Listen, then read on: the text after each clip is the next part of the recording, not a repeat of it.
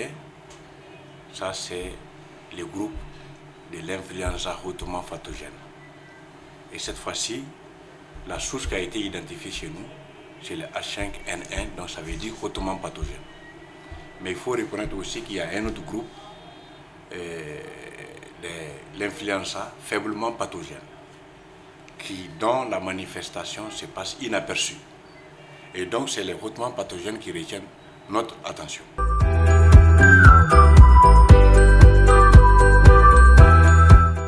Un éleveur du cercle de Kati qui est venu nous voir et il a signalé une mortalité massive au sein de son poulailler. Et le jour, il a indiqué qu'il avait déjà perdu 65 000 sujets, ce qui était indicatif compte tenu de la manifestation de la maladie. Aussitôt, nous avons saisi notre direction régionale des services vétérinaires de Koulikoro, qui, de concert avec le secteur vétérinaire de Kati, aidé par la direction nationale des services vétérinaires, nous nous sommes rendus sur les lieux. Nous avons fait le constat de la mortalité et pris les précautions déjà de détruire les cadavres qui étaient présents.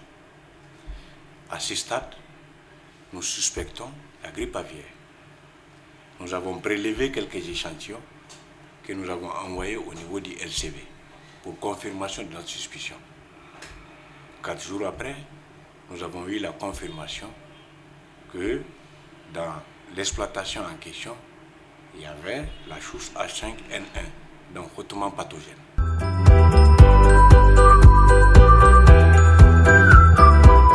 C'est une zoonose. Zoonose, ça veut dire quoi? Ça veut dire que autant les animaux peuvent faire la maladie, autant les hommes peuvent faire la maladie.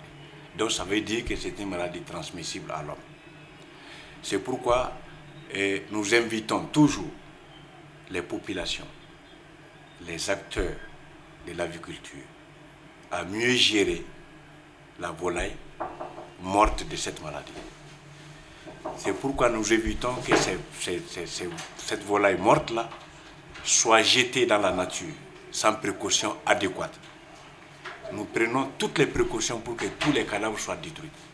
Parce que le danger est que le contact, la manipulation de ces oiseaux malades ou de ces oiseaux morts provoque la contamination des humains.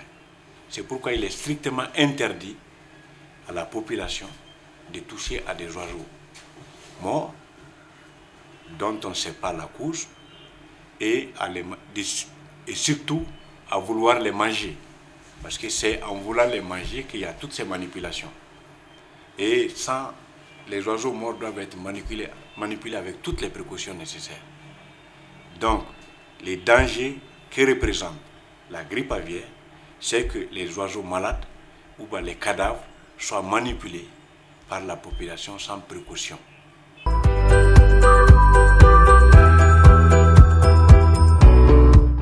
Nous pouvons rassurer la population que la situation est carrément sous contrôle, que toutes les dispositions ont été prises au moment opportun pour que le mal, à ce jour, se limite à ces 2 exploitations que nous avons déjà sous contrôle, mais n'empêche, les services continuent les investigations dans la zone et au-delà de la zone pour voir si d'autres exploitations n'ont pas été touchées.